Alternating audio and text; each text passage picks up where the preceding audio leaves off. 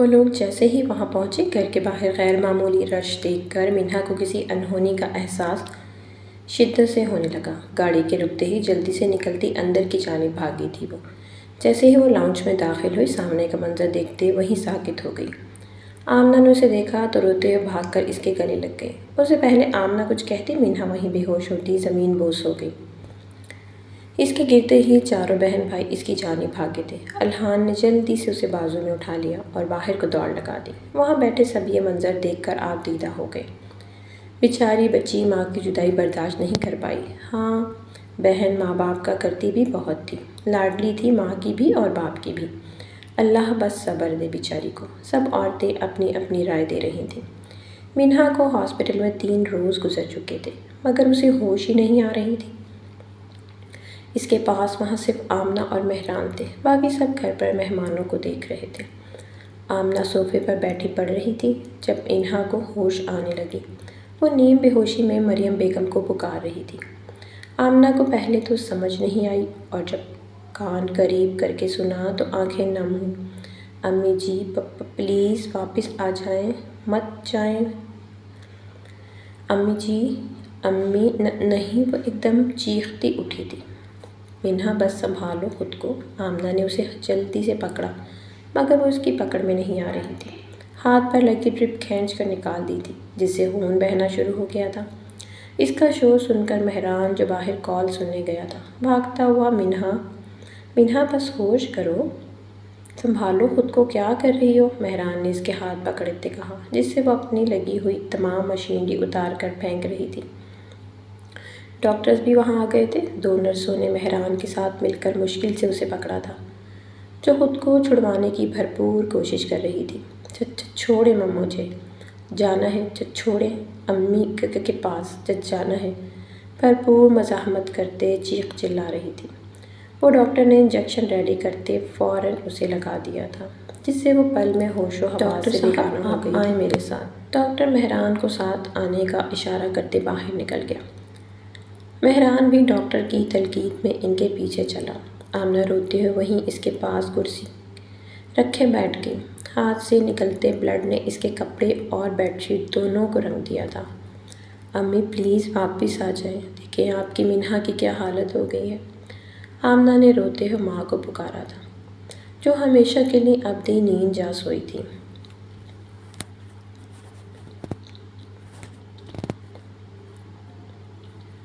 منہا کو گھر لائے مہینہ ہونے کو تھا مگر وہ تھی کہ سنبھل ہی نہیں رہی تھی۔ راتوں کو اٹھ کر رونے لگتی، مریم بیگم کے روم میں سارا دن بیٹھ کے گزار دیتی۔ آمنہ رات میں مشکل سے کھینچ تان کر لاتی تو صبح اٹھ کر دیکھتے وہ مریم بیگم کے روم میں بیڈ کے ساتھ سر لگائے فرش پر بیٹھی ہوتی۔ وہ اپنا آپ بھلا بیٹھی تھی، کھانے پینے کی ہوش تک نہ تھی اسے۔ اس کی یہ حالت دیکھ کر چاروں بہن بھائی تڑپتے تھے مگر کوئی کچھ کر نہیں سکتا تھا۔ بہن کی تکلیف کیسے کم کرے کوئی نہیں جانتا تھا مگر اسے سنبھالنے کی پوری کوشش کر رہے تھے۔ آہستہ آہستہ اسے نارمل کرنے کی کوشش کی جا رہی تھی۔ اسی دوران آمنہ کے سسرال والے منہا کا رشتہ کرنے کا کہنے لگے۔ ان کے مطابق شادی کر دو، دھیان بٹ جائے گا، مگر مہران پریش آمنہ وہ چھوٹی ہے ابھی کہہ کر ٹال دیتے۔ اسی طرح دن مہینوں میں اور مہینے سالوں میں بدل گئے جب ایک دن کچھ مہمان اچانک سے آ گئے۔ السلام علیکم۔ وعلیکم السلام انکل، آپ یہاں کیسے؟ الحان نے بہرام کے تایا کو دیکھتے خوشگوار لہجے میں کہا۔ جی بیٹا جی، ہم آپ کے پاس ایک خاص مقصد سے آئے ہیں، بہرام کے تایا نے تمہید باندھتے کہا۔ چلیں باتیں تو ہوتی رہیں گی، پہلے کچھ کھا پی لیں، پہلی بار آپ ہمارے یہاں آئے ہیں، خدمت تو بنتی ہے نا؟ الحان نے مسکراتے ہوئے بولا۔ نہیں بیٹا، میں یہاں سے تب کچھ کھاؤں گا جب میرے دل کی خواہش پوری ہوگی۔ بہرام کے تایا معنی خیزی سے بولے۔ کیسی خواہش انکل، بتائیں، میرے بس میں ہوگی تو ضرور پوری کروں گا۔ ہم یہاں عالم کا رشتہ لے کر آئے ہیں، منہا بیٹی کے لیے۔ منہا بیٹی کا ہاتھ میرے عالم کے ہاتھ میں دے دو۔ بہرام کے تایا نے الحان کو دیکھتے کہا۔ انکل مگر ہماری منہا ابھی چھوٹی ہے، اتنی جلدی ہم کیسے کر دیں اس کا رشتہ؟ مہران نے ان کی بات سنتے اعتراض کیا۔ اوہو مہران اب اتنی بھی چھوٹی نہیں رہی، وہ ماشاءاللہ سے 19 کی ہو گئی ہے اور یہی بیسٹ عمر ہوتی ہے شادی کی۔ زوبیہ نے مہران کا اعتراض رد کرتے کہا۔ الحان نے بھی بیوی کی حمایت میں سر ہلا دیا۔ دیکھیں آپ لوگ سوچ لیں، کوئی جلدی نہیں، ہم پھر آ جائیں گے، مگر جواب ہمیں ہاں میں ہی چاہیے۔ بہرام کے تایا نے سکون سے بیٹھتے کہا، انکل ہم آپ کو سوچ کر بتائیں گے۔ الحان نے کچھ سوچتے کہا، چلے ٹھیک ہے بیٹا، پھر میں چلتا ہوں۔ بہرام کے تایا نے اٹھتے ہوئے کہا، ارے انکل کھانا کھا کر جائیے گا۔ الحان کھڑے ہوتے ہوئے بولا، نہیں بیٹا، میں یہاں سے تب کچھ کھاؤں گا جب ہمارا رشتہ مضبوط ہو جائے گا، مسکرا کر کہتے باہر کی جانب قدم بڑھاتے چلے گئے۔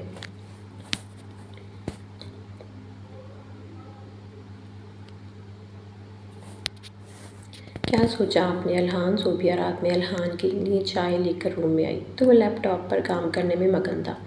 کیا سوچنا ہے یار، اتنی جلدی شادی؟ میرا بھی دل نہیں مان رہا۔ الحان چائے کا کپ واپس رکھتے ہوئے بولا، الحان یہ کوئی جلدی نہیں ہے، بلکہ اس کی ذہنی حالت کے لحاظ سے صحیح ہے۔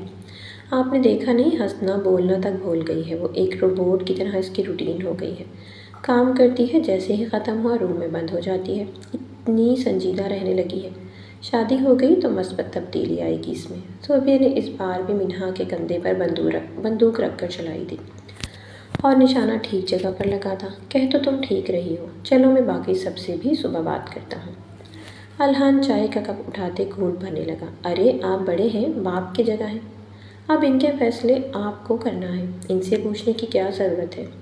صوبیہ نے نیا پتا پھینکتے کہا، مگر وہ بھی تو اس کے بہن بھائی ہیں نا یار، ان کا بھی حق ہے، ان سے بھی پوچھنا بنتا ہے۔ الحان نے سمجھانے والے انداز میں کہا، ان کو ابھی ان سب کی کہاں سمجھ۔ الحان آپ منہا کو دیکھیں، باقی سب کی فکر چھوڑ دیں، اور آپ جو فیصلہ کریں گے منہا کے بھلے کا ہی کریں گے نا؟ ٹھیک ہے، مگر ان سب کو بتانا ضروری ہے۔ الحان نے پرسوچ انداز میں کہا، ہاں یہ صحیح ہے، ان کو صبح بتا دیں اور انکل کو ہاں کر دیں، اتنا اچھا رشتہ مت چھوڑیں۔ صوبیہ اپنا کام ہوتا دیکھ کر خوش ہوتی ہوئی بولی، ٹھیک کہہ رہی ہو۔ الحان جواب دیتا اپنے کام میں مگن ہو گیا۔ صوبیہ خوش ہوتی بیڈ پر جا کر لیٹتے اگلی پلاننگ کرنے لگی۔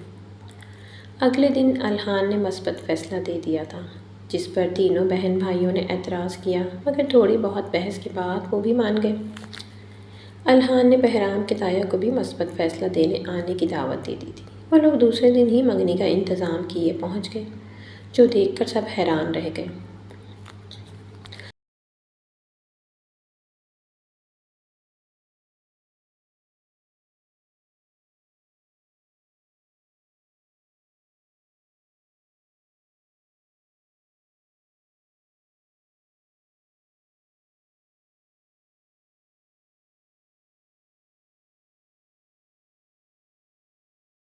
سب یہی سمجھ رہے تھے بس ابھی دیکھنے آئیں گے، مگر وہ لوگ ڈائریکٹ منگنی کرنے چلے آئے۔ اس پر بھی تھوڑا بہت اعتراض ہوا، مگر پھر سے الحان اور صوبیہ نے سب کو قائل کرتے منگنی کی رسم کر دی۔ منہا سے نہ کسی نے پوچھا، نہ اس نے کوئی بات کی، بڑے بہن بھائیوں کے فیصلے پر خاموش ہو گئی۔ منہا کی نند نے خود روم میں جا کر اسے ریڈی کیا اور باہر لے آئی۔ رسم کے بعد کھانا کھلایا گیا، تب بھی منہا کی نند اس کے ساتھ رہی۔ وہ منہا کو ہر وہ چیز اپنے ہاتھ سے کھلا رہی تھی جو خود اسے پسند تھی۔ منہا خاموشی سے کھانے کے بعد اٹھ کر روم میں چلی گئی، جس پر سب نے یہی سمجھا کہ شاید تھک گئی ہے یا شرما رہی ہے۔ کسی نے بھی اس کے دل کا حال نہیں جانا تھا، وہ جو بند کمرے میں اپنے ماں باپ کی تصویر کے سامنے بیان کر رہی تھی، امی ابو کیوں چلے گئے اتنی جلدی اپنی منہا کو چھوڑ کر؟ آج دیکھیں میری زندگی کا اتنا اہم فیصلہ ہوا جس کے بارے میں مجھ سے کچھ نہیں پوچھا گیا۔ آج آپ کی بہت کمی محسوس ہو رہی ہے، بہت یاد آ رہی ہے۔ منہا روتے ہوئے احمد صاحب اور مریم بیگم کی تصویر پر اپنے ساتھ لگائے بیڈ کے ساتھ ٹیک لگائے بیٹھی ہوئی تھی۔ جانے کب سو گئی؟ آمنہ رات میں اسے لینے آئی تو وہ فرش پر سو رہی تھی۔ آمنہ نے تکلیف سے بہن کو دیکھا، پھر آہستہ سے اس کے ہاتھ سے تصویر لے کر واپس رکھی۔ منہا گڑیا اٹھو، شاباش، نیچے کیوں سو رہی ہو؟ آمنہ نے پیار سے منہا کے بال سنوارتے اسے اٹھایا۔ آپ یہاں کب آئیں؟ مہمان چلے گئے کیا؟ منہا جلدی سے اٹھتے بولی، ہاں اب تو رات ہو گئی، چلو منہ ہاتھ دھو کر آؤ، کھانا کھاؤ۔ آ کر آمنہ نے کھڑے ہوتے کہا، جی آپی آپ چلے میں آتی ہوں۔ مینہا اٹھ کر واش روم میں بند ہو گئی۔ آمنہ افسوس سے سر ہلاتی ہوئی باہر نکل گئی۔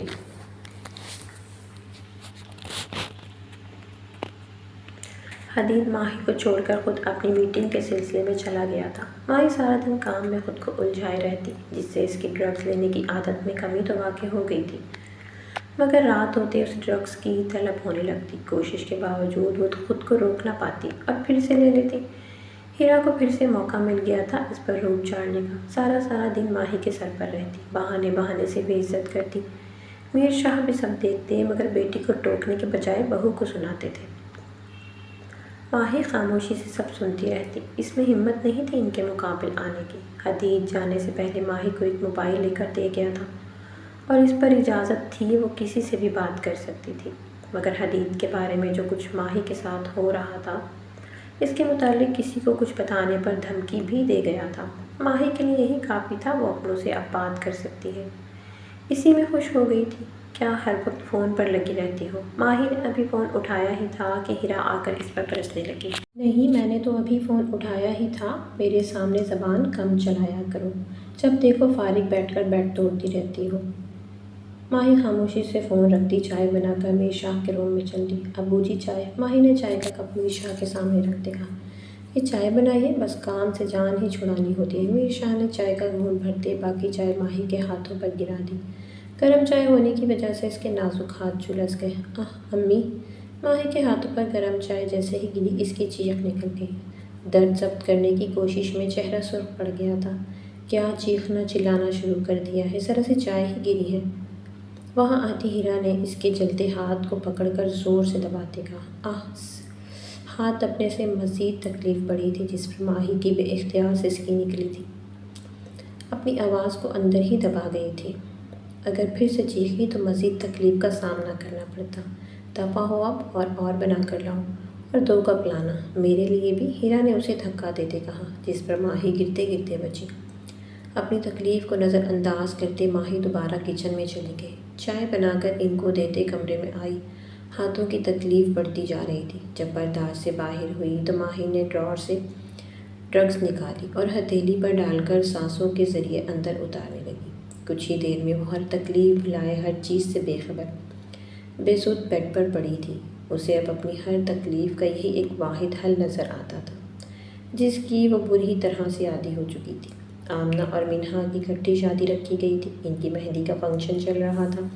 مینہا تم ابھی تک ایسے ہی بیٹھی ہو، تیار نہیں ہوئی؟ پریشا نے روم میں آتے ہی اسے ویسے ہی بیٹھے دیکھا تو حیرت سے بولی، آپی پلیز میرا دل نہیں ہے ان فضول کام کا۔ مینہا نے پساری سے کہا، مینہا گڑیا کیوں دل نہیں ہے؟ آج تمہاری مہندی ہے اور تم یوں کمرے میں بند ہو کر بیٹھی ہو، سب مہمان کیا سوچیں گے؟ چندہ اٹھو، تیار ہو، شاباش۔ اب بھی میرا باہر جانا ضروری تو نہیں؟ آپی آمنہ کی بھی تو ہے، بس وہ کافی ہے، مجھے نہیں جانا پلیز۔ مینہا کیا ہوا؟ اور مینہا تم ریڈی نہیں ہوئی ابھی تک؟ پریشا کچھ اور کہتی، وہاں آتی زوبیہ نے پہلے پریشا کو دیکھا پھر مینہا سے بولی، بھابھی سوری میرا دل نہیں کر رہا، پلیز آپ لوگ آپی کی رسم کر دیں۔ مینہا نے دھیمے لہجے میں کہا، تمہارا دماغ تو نہیں خراب ہو گیا مینہا؟ باہر اتنے مہمان آ گئے ہیں، سب کیا سوچیں گے؟ پریشا سمجھاؤ اسے یار۔ زوبیہ نے پہلی بار مینہا سے ایسے بات کی تھی۔ اپنی غلطی کا احساس ہوتے فوراً نرم پڑتی پریشا سے بولی، مینہا گڑیا اٹھو، شاباش، ریڈی ہو، ایسے ضد نہیں کرتے۔ پریشا نے پیار سے سمجھاتے کہا، مگر آپی کیا ہو رہا ہے، جلدی آؤ باہر، سب ویٹ کر رہے ہیں۔ مینہا کچھ کہتی اس سے پہلے ہی الحان کمرے میں آتے بولا، بھائی مینہا باہر نہیں آنا چاہتی۔ پریشا نے پریشانی سے کہا، کیوں، کیا مسئلہ ہے، کیوں نہیں آنا چاہتی؟ الحان نے حیران ہوتے مینہا کو دیکھا جو سر جھکائے آنسو روکنے کی کوشش کر رہی تھی۔ یہ کہہ رہی ہے آمنہ کی رسم کرتے میرا باہر جانا ضروری تو نہیں ہے؟ زوبیہ نے فوراً الحان کو تفصیل بتائی۔ مینہا اگلے 5 منٹ میں تم مجھے باہر نظر آؤ، سمجھی، یہاں کوئی تماشا نہیں چل رہا۔ الحان غصے سے کہتے باہر نکل گیا۔ زوبیہ بھی اسی کے پیچھے بولی، مینہا گڑیا اٹھو، شاباش، میری چندہ دیکھو، بھائی بھی غصہ ہو رہے ہیں۔ پریشا نے ایک بار پھر سے کہا تو وہ آنسو اندر ہی اندر اتارتی سر اسبات میں ہلاتی اٹھ گئی، مگر پریشا کی طرف دیکھنے کی غلطی نہیں کی تھی۔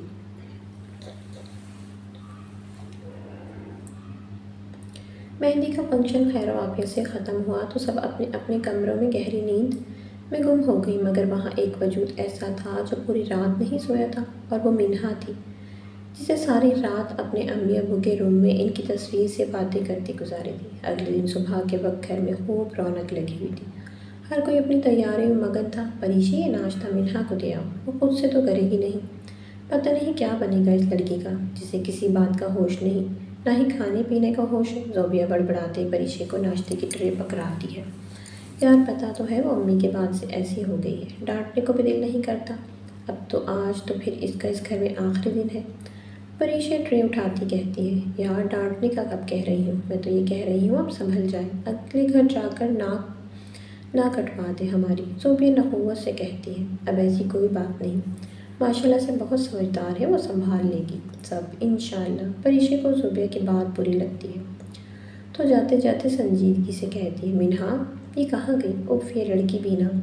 اب زوبیہ کو اور باتیں بنانے کا موقع مل جائے گا۔ ٹرے ٹیبل پہ رکھے پریشی جلدی سے مریم بیگم کے روم کی جانب جاتی ہے۔ وہ جیسے ہی دروازہ کھولتی ہے، منہا سامنے ہی نیچے بیٹھی ہوئی، سر بیڈ سے ٹکائے آنکھیں بند کر رکھی ہوتی ہے۔ منہا اٹھو یہاں سے، نیچے کیوں بیٹھی ہو؟ پریشی جلدی سے آگے بڑھ کر اسے اٹھاتی ہے۔ آپ کیا ہوا؟ منہا، جس کی کچھ دیر پہلے ہی آنکھ لگی تھی، ہڑبڑا کر اٹھتی ہے۔ جی میں اٹھو، ناشتہ کرو چل کر، پھر تیار بھی ہونا ہے، پریشی تھوڑا سختی سے بولی۔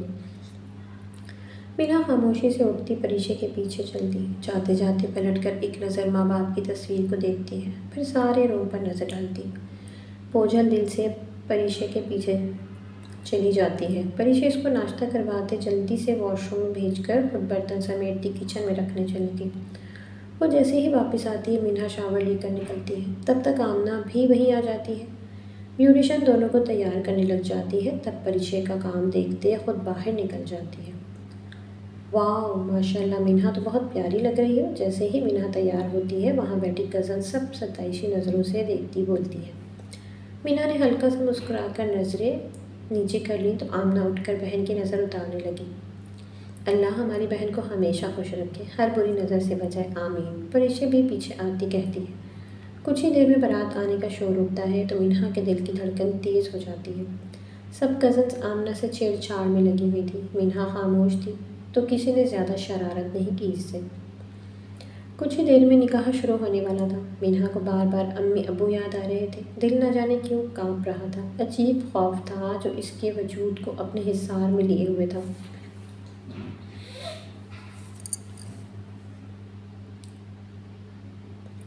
ماہی اپنے روم میں سو رہی تھی جب اسے نیند میں کسی کے بار بار جگانے کا احساس ہوا۔ ڈرگس لینے کی وجہ سے آنکھیں اور سر بھاری ہو رہے تھے۔ مشکل سے سرخ ہوتی آنکھیں کھول کر جگانے والے کو دیکھا، سامنے ہیرا غصے سے اسے گھور رہی تھی۔ اس کی آنکھیں کھولنے پر ماہی کی سرخ آنکھیں دیکھ کر پل بھر کو ٹٹکی تھی۔ کیا لیا ہے تم نے؟ یہ آنکھیں کیوں سرخ ہیں تمہاری؟ ہیرا اسے گھورتے تفتیشی انداز میں بولی۔ کچھ نہیں میں نے کیا لینا؟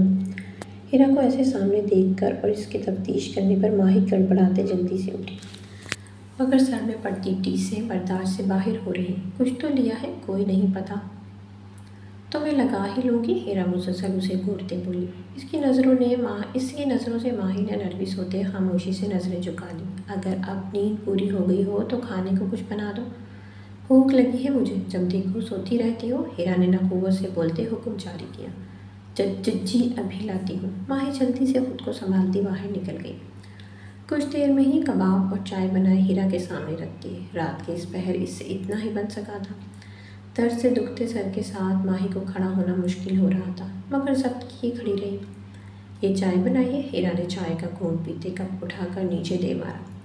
ماہی کی نشے کی وجہ سے آنکھیں بند ہو رہی تھیں، ڈر کے جلدی سے آنکھیں کھول دیتے ہیرا کو دیکھا۔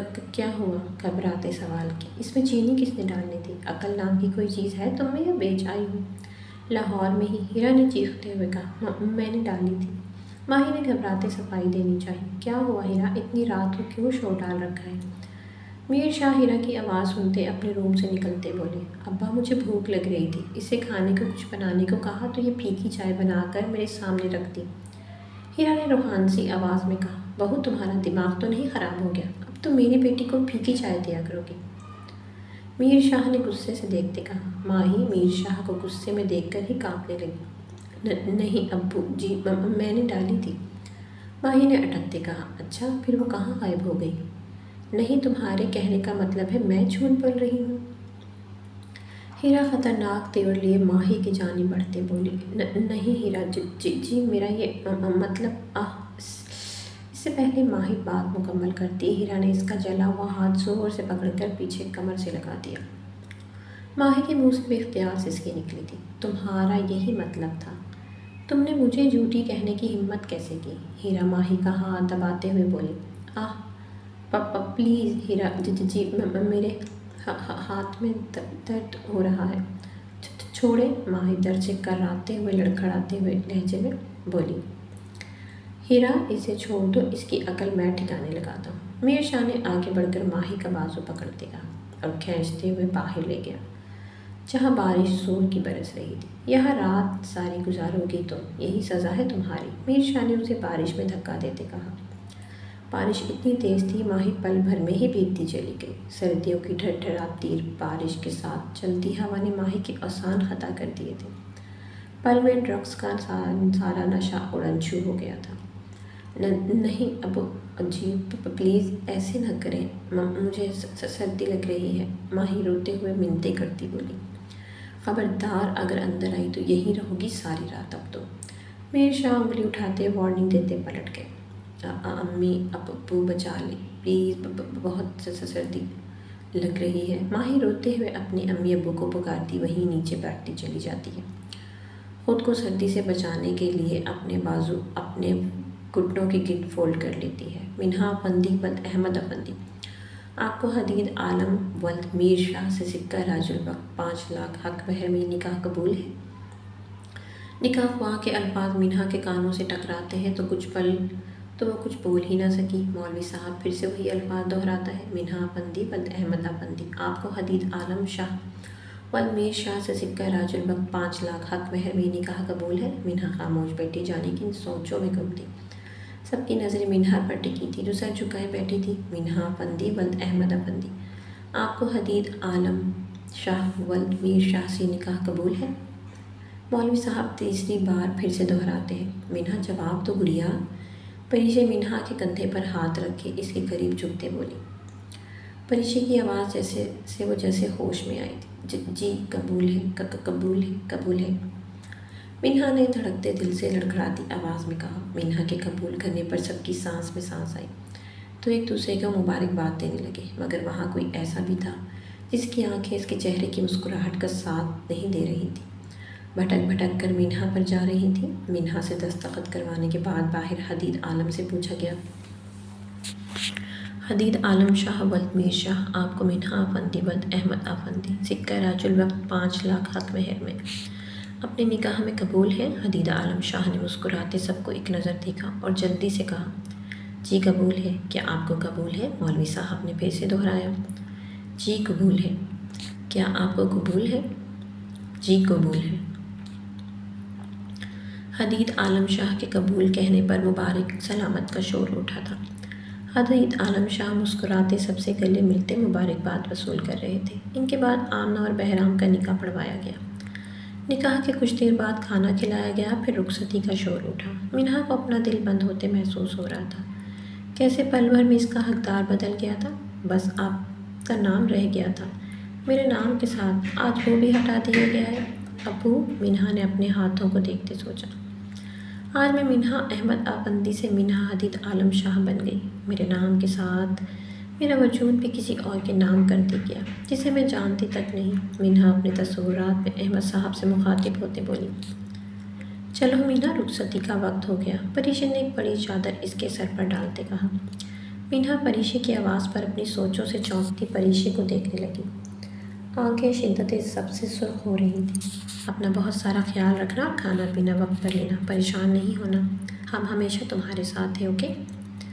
پریشے اس کا چہرہ پیار سے پکڑتے اسے سمجھاتے بولی، جی آپی۔ منہا نے نظریں جھکاتے جواب دیا، چلو آؤ۔ پریشے منہا کو لے آؤ۔ ان دونوں کی رخصتی افندی ہاؤس سے کی گئی تھی۔ لان میں سارے انتظامات کیے گئے تھے۔ پریشے اور زوبیہ منہا کو پکڑے باہر لائیں تو مہران نے آگے بڑھ کر اسے اپنے ساتھ لگا لیا۔ اپنا خیال رکھنا، کوئی بھی پریشانی ہو اپنے مہران بھائی سے کہنا، تمہارا مہران بھائی ہمیشہ تمہارے ساتھ ہے۔ منہا کے سر پہ بوسہ دیتے بولا۔ الحان نے بھی منہا کے سر پر ہاتھ رکھتے پیار دیا اور مہران نے منہا کے سر پر قرآن کیا، جس کے سائے میں اسے گاڑی میں بٹھایا گیا۔ حدید عالم شاہ بھی سب سے مل کر سلام کرتے منہا کے درمیان برابر براجمان ہو گئے۔ کمرہ پورا گلابوں کی مہک سے خوشبو سے مہک رہا تھا۔ بیڈ پر بھی گلابوں کی پتیوں سے دل بنایا گیا تھا۔ مکمل کمرے کو خوبصورتی سے ڈیکوریٹ کیا گیا تھا۔ منہا کو چند ایک رسموں کے بعد اس کی نند اور کچھ کزنز روم میں چھوڑ گئی تھیں۔ منہا بیڈ پر بیٹھی دھڑکتے دل سے حدید عالم کا انتظار کر رہی تھی۔ بیٹھے بیٹھے کمر اکڑ گئی تھی، مگر وہ تھا کہ آنے کا نام ہی نہیں لے رہا تھا۔ تھکن سے بند ہوتی آنکھوں کو مشکل سے کھولے بیٹھی تھی۔ جب برداشت سے باہر ہوئی تو بیگ سے ٹیک لگا کر بیٹھ گئی۔ ابھی کچھ منٹ ہی ہوئے تھے جب اسے باہر سے کسی کے قدموں کی آہٹ سنائی دی تو جلدی سے سیدھی ہو کر بیٹھ گئی۔ اس نے کمرے میں آتے دروازہ بند کیا اور آہستہ آہستہ قدم اٹھاتا بیڈ کی جانب بڑھا۔ وہ جیسے جیسے قریب آ رہا تھا منہا کے پسینے چھوٹ رہے تھے، دل کی دھڑکن تیز ہوتی جا رہی تھی، ہاتھ کانپنے لگ گئے تھے۔ حدید عالم بیڈ پر اس کے قریب بیٹھتے بغور اسے دیکھنے لگا، پھر ہاتھ بڑھا کر گھونگھٹ اٹھایا تو آنکھیں جھپکنا بھول گیا۔ حدید عالم کی نظریں خود پر محسوس کرتے منہا نروس ہو رہی تھی۔ دل تھا کہ جیسے کانوں میں گونج رہا ہو۔ واؤ نائس، بہت خوبصورت لگ رہی ہو ماشاءاللہ سے، آخر کار تمہیں میں نے اپنا بنا ہی لیا، ہمیشہ کے لیے اپنے نام لکھوا لیا۔ حدید عالم نے 2 انگلیوں کی مدد سے منہا کا جھکا چہرہ اوپر کرتے کہا۔ منہا نے حیرت سے اسے دیکھا، جو ایسے بول رہا تھا جیسے وہ منہا کو پہلے ہی جانتا ہو۔ کیا ایسے کیوں دیکھ رہی ہو؟ بہرام کی منگنی پر دیکھا تھا تمہیں، تب سے دل میں بس گئی ہو۔ حدید عالم مسکراتے بولا تو منہا نے شرم سے نظریں جھکا لی۔ یہ تمہارا منہ دکھائی کا گفٹ۔ حدید عالم نے ایک خوبصورت نیکلس منہا کے سامنے کرتے کہا، لاؤ میں پہنا دوں۔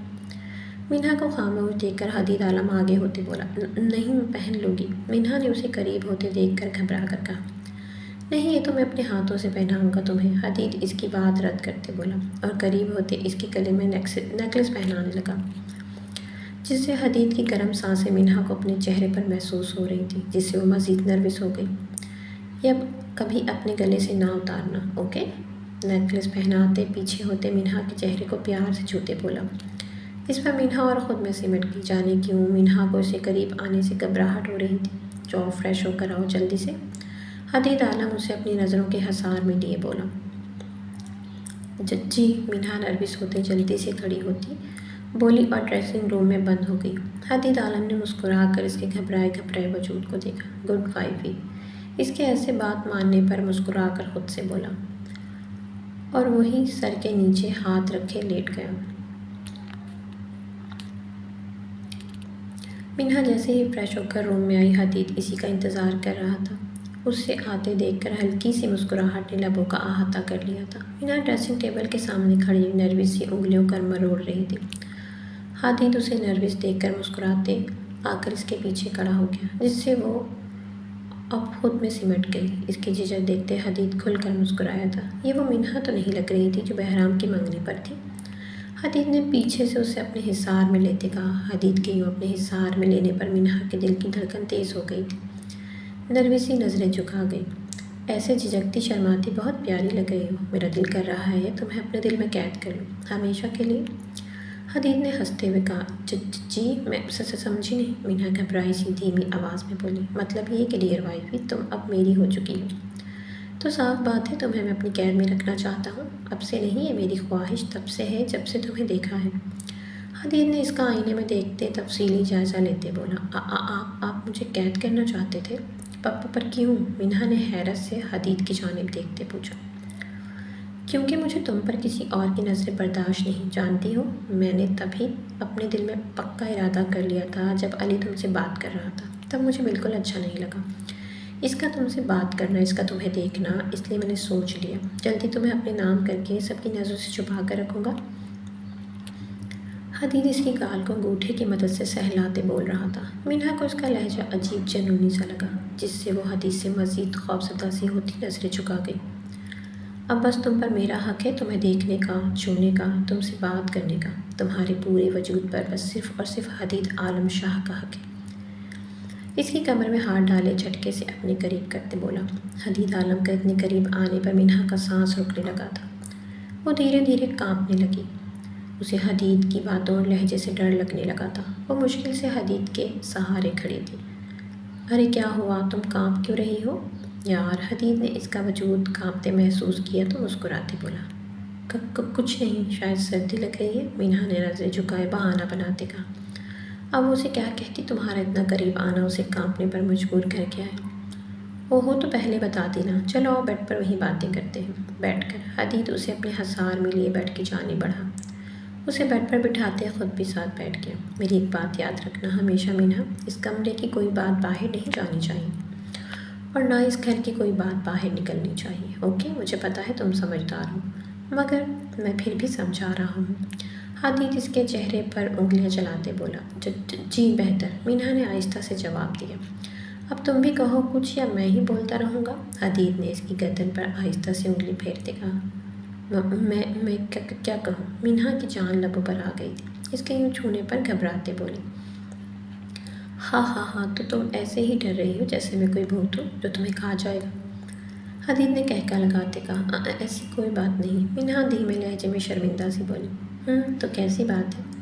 پھر حدید نے دلچسپی سے اس کا چہرہ دیکھتے کہا، کچھ بھی نہیں۔ مینہا نے ایک نظر حدید کو دیکھتے فوراً نظریں جھکا لیں۔ تو بیگم صاحبہ اجازت ہے؟ حدید نے اسے آہستہ سے تکیے پہ لٹاتے کہا۔ اس پر مینہا نے پہلے تو ناسمجھی سے اسے دیکھا، پھر جیسے ہی سمجھ آئی شرم سے سرخ پڑ گئی۔ مینہا کے یوں شرمانے پر حدید کو مزید حوصلہ ملا اور مکمل اس پہ جھکتے اس کے نرم نازک ہونٹوں کو اپنی قید میں مقید کر گیا۔ کچھ دیر اس کی سانسوں کو اپنے اندر اتارنے کے بعد ہاتھ بڑھا کر لائٹس آف کر دیں۔ کمرے میں نائٹ بلب کی ہلکی سی روشنی میں معنی خیز خاموشی نے ڈیرے ڈال لیے، جس میں مینہا کی بھاری ہوتی سانسوں کی آواز صاف سنائی دے رہی تھی۔ تو میرے پیارے ریڈرز، امید کرتی ہوں کہانی آپ کو اچھی لگی ہوگی۔ اگر کہانی آپ کو اچھی لگی ہو تو کمنٹ باکس میں اپنی قیمتی رائے کا اظہار ضرور کیجیے گا۔ ملتے ہیں نیکسٹ کہانی کے ساتھ۔ اللہ حافظ۔